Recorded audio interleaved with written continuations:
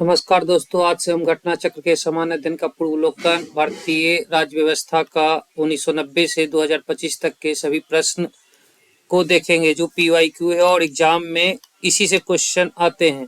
आज हम भारत का संवैधानिक विकास, कंपनी के शासन हेतु पारित अधिनियम, इसको देखेंगे। गवर्नर को बंगाल का गवर्नर जनरल पदनाम दिया गया।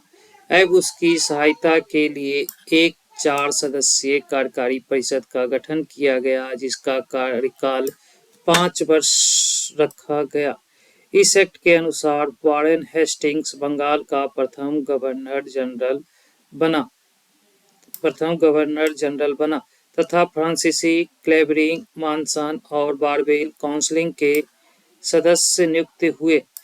सपरिषद गवर्नर जनरल को बंगाल में फोर्ट विलियम प्रेसिडेंसी के सैनिक एवं असैनिक शासन का अधिकार दिया गया तथा इसे कुछ मामलों यथा विदेश नीति में मद्रास और बंबई की प्रेसिडेंसियों का अधीक्षण भी करना था। इसी एक्ट के तहत कलकत्ता में 1774 ईस्वी में एक उच्चतम न्यायालय की स्थापना की गई, जिसमें एक मुख्य न्यायाधीश और 3 अन्य न्यायाधीश थे। कंपनी के कर्मचारियों को निजी व्यापार करने तथा भारतीयों से उपहार लेने से प्रतिबंधित किया गया। पिट्स इंडिया एक्ट 1784 द्वारा कंपनी के राजनीतिक और व्यापारिक कार्यों का पृथक्करण किया गया। इस एक्ट में निदेशक मंडल को कंपनी के व्यापारिक मामलों के अधीक्षण की अनुमति तो दी गई, परंतु राजनीतिक मामलों के प्रबंधन के लिए नियंत्रण बोर्ड ऑफ कंट्रोल का गठन किया गया। 1786 के अधिनियम के द्वारा गवर्नर जनरल को विशेष परिस्थितियों में अपनी परिषद के निर्णय को निरस्त करने तथा लागू करने का अधिकार प्रदान किया गया। गवर्नर जनरल को प्रधान सेनापति की शक्तियां भी प्रदान की गई। ये दोनों अधिकार सर्वप्रथम लॉर्ड कॉर्नवालिस ने प्राप्त किए। 1773 के चार्टर एक्ट के कंपनी के अधिकारों को 20 वर्षों के लिए बढ़ा दिया गया। 1813 का चार्टर एक्ट द्वारा पहली बार भारतीयों की शिक्षा पर प्रतिवर्ष 1 लाख रुपए खर्च करने का उपबंध किया गया। कंपनी के भारतीय व्यापार के एकाधिकार को समाप्त कर दिया गया, यद्यपि चीन के साथ तथा चाय के व्यापार पर उसका एकाधिकार बना रहा। 1813 के चार्टर एक्ट द्वारा बंगाल के गवर्नर जनरल को संपूर्ण भारत का गवर्नर जनरल बना दिया गया। इस एक्ट की धारा 87 के अनुसार कोई भी भारतीय केवल धर्म, जन्मस्थान, वंश और वर्ण के आधार पर सरकारी सेवा के लिए अयोग्य नहीं समझा जा सकता था। देश की शासन प्रणाली का केंद्रीकरण कर दिया गया। लॉर्ड विलियम बेटिंग भारत का प्रथम गवर्नर जनरल था। कंपनी को समस्त व्यापारिक कार्य समाप्त कर दिए गए तथा भविष्य में उसे केवल राजनीतिक कार्य ही करने थे। गवर्नर जनरल की परिषद में एक कानूनी सदस्य, चौथा सदस्य को भी सम्मिलित किया गया। सर्वप्रथम मैकाले को कानूनी सदस्य के रूप में शामिल किया गया। इस एक्ट के तहत सपरिषद गवर्नर जनरल को पूरे भारत के लिए कानून बनाने का अधिकार प्रदान किया गया था।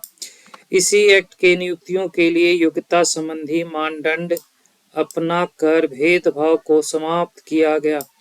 1853 के चार्टर एक्ट के द्वारा विधायी शक्तियों की कार्यपालिका शक्तियों से पृथक करने की व्यवस्था की गई। विधि निर्माण हेतु गवर्नर जनरल की विधायी परिषद की स्थापना की गई, जिसे आगे चलकर भारतीय केंद्रीय विधान परिषद के नाम से जाना गया। सिविल सेवकों की भर्ती एवं चयन हेतु खुली प्रतियोगिताओं का शुभारंभ किया गया। अब आते हैं कुछ प्रश्न देख लेते हैं।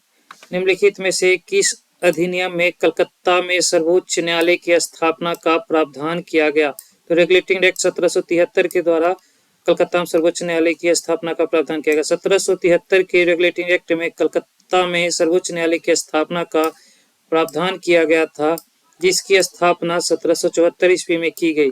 सर एलिजा इम्पे इसके प्रमुख न्यायाधीश थे।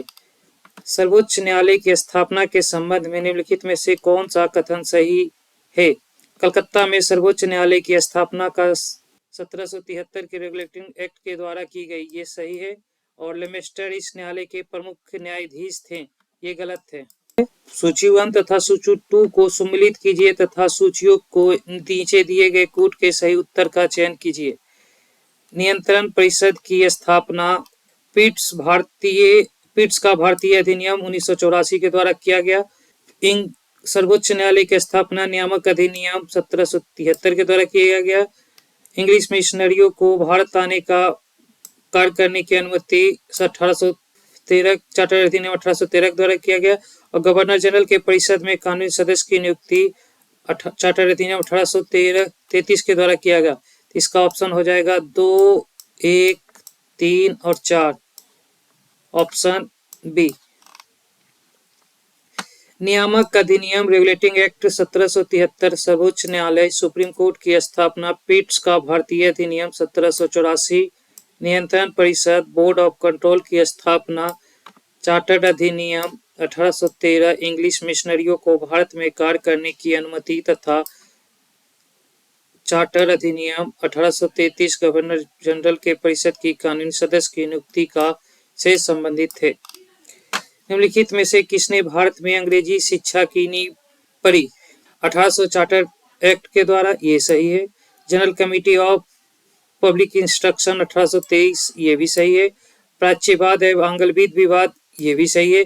अतः इसके 1, 2, 3 डी आंसर सही है। ईस्ट इंडिया कंपनी ने ओरिएंटल शिक्षा की प्रणाली को हतोत्साहित किया तथा पश्चिमी शिक्षा और अंग्रेजी शिक्षा को बढ़ावा दिया। 1813 के चार्टर अधिनियम में भारत की शिक्षा के प्रसार के लिए प्रतिवर्ष 1 लाख रुपए करने के प्रावधान को अपनाया गया। 1823 ईस्वी में general committee of public instruction का गठन किया गया, जिसकी मुख्य जिम्मेवारी शिक्षा के लिए 1 लाख रुपए के अनुदान की थी। समिति में 10 यूरोपीय सदस्य थे, जिसमें आंग्ल और प्राच्य दोनों शिक्षा माध्यमों के समर्थक शामिल थे।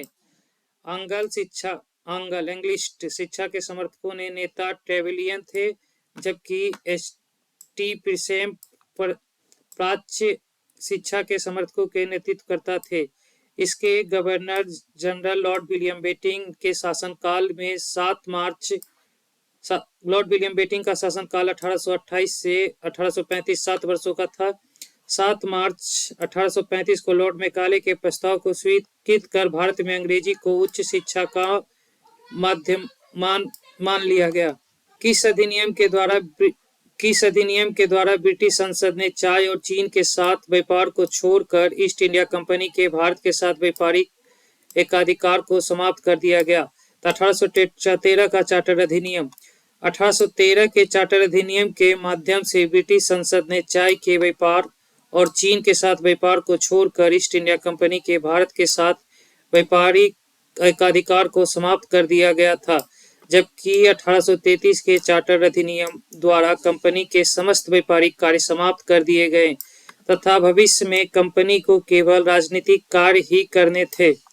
ब्रिटिश संसद के किस अधिनियम ने भारत में व्यापार पर ईस्ट इंडिया कंपनी के एकाधिकार को समाप्त किया? 1813 का चार्टर एक्ट। चार्टर एक्ट 1813 से संबंध में निम्नलिखित कथनों पर विचार कीजिए। इसने भारत में ईस्ट इंडिया कंपनी के व्यापार का एकाधिपत्य को चाय का व्यापार तथा चीन के साथ व्यापार को छोड़कर समाप्त कर दिया, ये सही है। इसने कंपनी का एकाधिकार में लिए गए भारतीय राज्य क्षेत्रों पर ब्रिटिश राज क्राउन की संप्रभुता को सुदृढ़ कर दिया गया, ये भी सही है। भारत का राजस्व ब्रिटिश संसद के नियंत्रण में आ गया था, ये गलत है। चार्टर एक्ट 1813 द्वारा ब्रिटिश ईस्ट इंडिया कंपनी का व्यापारिक एकाधिकार चीन के साथ व्यापार पर एक अधिकार बना रहा, समाप्त कर दिया गया। साथ ही इस एक्ट के माध्यम से कंपनी द्वारा अधिकृत भारतीय राज्य क्षेत्रों पर ब्रिटिश क्राउन की संप्रभुता को सुदृढ़ भी किया गया। इस एक्ट के हालांकि कंपनी को आगे 20 वर्षों के लिए क्षेत्रों का अधिकार और राजस्व सौंपा गया, तथापि यह ब्रिटिश क्राउन की संप्रभुता के प्रतिकूल नहीं होना था। इस प्रकार प्रश्नगत कथन 1 और कथन 2 सही है, परंतु कथन 3 सही नहीं है, क्योंकि भारत का राजस्व 1858 के अधिनियम द्वारा ब्रिटिश संसद के सीधे नियंत्रण में लाया गया था। जब ब्रिटिश कैबिनेट मंत्री के अधीन सेक्रेटरी ऑफ स्टेट का पद बना तथा विशेषकर राजस्व प्रशासन में उनकी सहायता के लिए काउंसिल ऑफ इंडिया का गठन किया गया। किस अधिनियम ने भारतवासियों को अपने देश के प्रशासन में कुछ हिस्सा लेना संभव बनाया? Chartered act 1833। चार्टर्ड एक्ट 1833 की धाराओं में सबसे महत्वपूर्ण धारा संख्या 87 थी।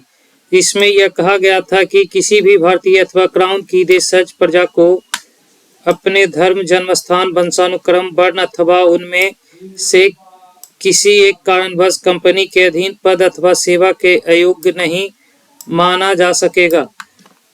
कालांतर में राजनीतिक आंदोलन में 1833 एक्ट की यह धारा प्रशासन में भागीदारी की मांग हेतु मुख्य। इस तरह की वीडियो पाने के लिए मेरे चैनल को सब्सक्राइब करें।